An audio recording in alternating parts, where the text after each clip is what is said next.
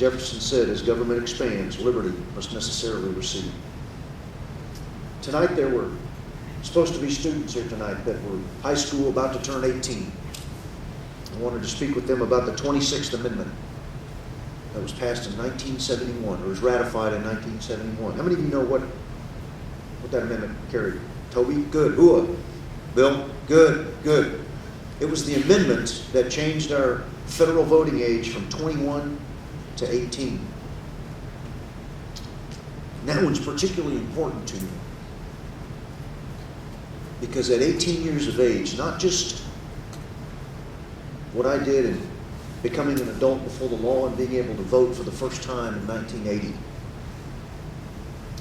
but I have had the privilege of serving with, commanding young men and women who have raised their right hands, said, "I'll support and defend the Constitution against all enemies, foreign and domestic, and bear true faith and allegiance to the same."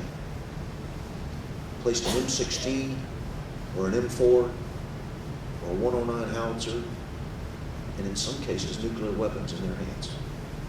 And at the age of 18, had the responsibilities that most 18-year-olds never have. And in some cases, those 18-year-olds have not only met those responsibilities with duty, they have met those responsibilities with their life.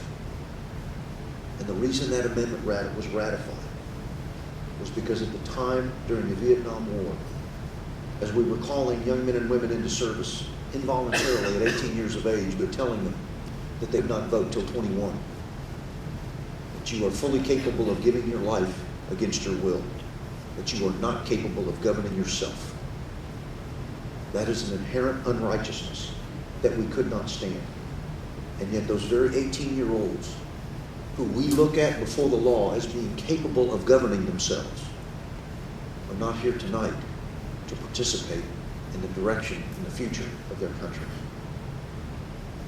We have a large task ahead of us to make sure that we not only, as people who've been experienced in life for, in my case, I turn 49 next month.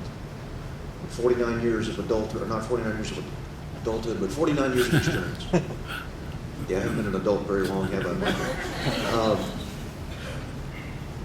That 49 years of experience leads me to be here tonight about the concern and direction of my country. At the end of the Constitutional Convention in 1789, Ben Franklin was our oldest founder. He was 81 years of age, unheard of in the 1700s. He was actually double the age of the life expectancy. At that time in our country, about 35 to 39 was the normal life expectancy of an adult. He was 81 at the time the ratification of the U.S. Constitution. He was one of 39 delegates to the Constitutional Convention. And when the Constitution was done and sent to the states for ratification, history says that he was asked by a lady, that, "What kind of government did you give us?" And his response is that a representative republic, madam, if you can keep it. And that charge to posterity in the preamble, it is our duty to keep it. As Janet showed the slides, and you see the words duty. That's the right word. Exodus 18:22 says, "Choose ye righteous men that hate dishonest gain, capable men, such that fear God, to be the leaders of thousands, hundreds, fifties, and tens." There's a very clear moral imperative and duty and task that we have, because the founders understood that verse as well. Tens being city, 50s being county, hundreds being state, and thousands being federal.